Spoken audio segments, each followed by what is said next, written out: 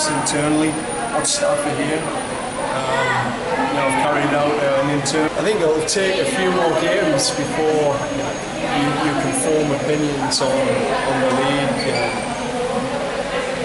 What I'm here to do is see as many players as I can. I think that's an important part of the role of a head coach. That you're visible in stadiums. The players can see that you're here. They know you're here. And for me, it's to see as many Indonesian players as I can over the next 2 to 3 months. We have a very busy year this year. We have the FIFA series in March, and then we have the Hyundai Cup, and I think we're going to need a big squad this season. So it's important to see all of the players that are playing domestically, and yeah, it's been a good start. 2 good games. I've enjoyed the tempo. I've enjoyed the atmosphere in the stadium, and hopefully I can get just a couple more games before I leave for Europe. What is the biggest difference between Indonesian football and the other football that you are already coaching? Again, it's probably too early to make an assessment. I always think climatically the conditions here are always going to dictate a certain level of tempo. It's always difficult, I think, in certain periods of the game to maintain the level of intensity. So, I think that's normal. But I've been impressed with the intensity. I think, watching how the game finished tonight and how it finished last night, the Seja game, the intensity was good. So that's something I look for as a coach. I'd like to bring that level of intensity to the national team and to bring a mentality of relentless, high-energy football. You already saw that 2 games. Indonesia really love football, really passionate about football. They think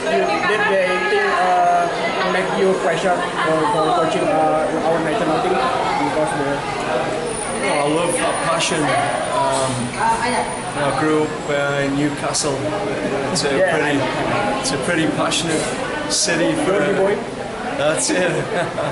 So yeah, it's a passionate city, and you know that there's extreme highs and extreme lows. I think as a coach, you have to stay in the middle, never too high, never too low.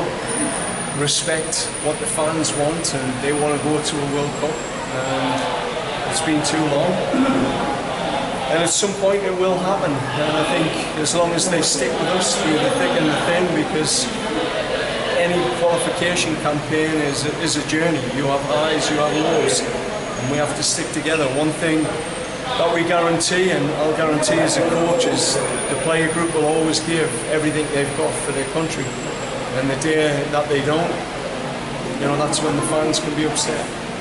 From today's game, is there any player that caught your eye?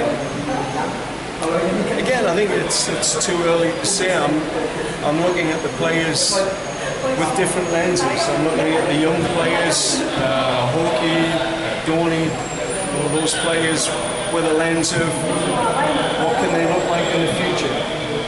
What will they look like if tested in a national team environment? And then looking at some of the senior players to see what they still have and what they can still offer.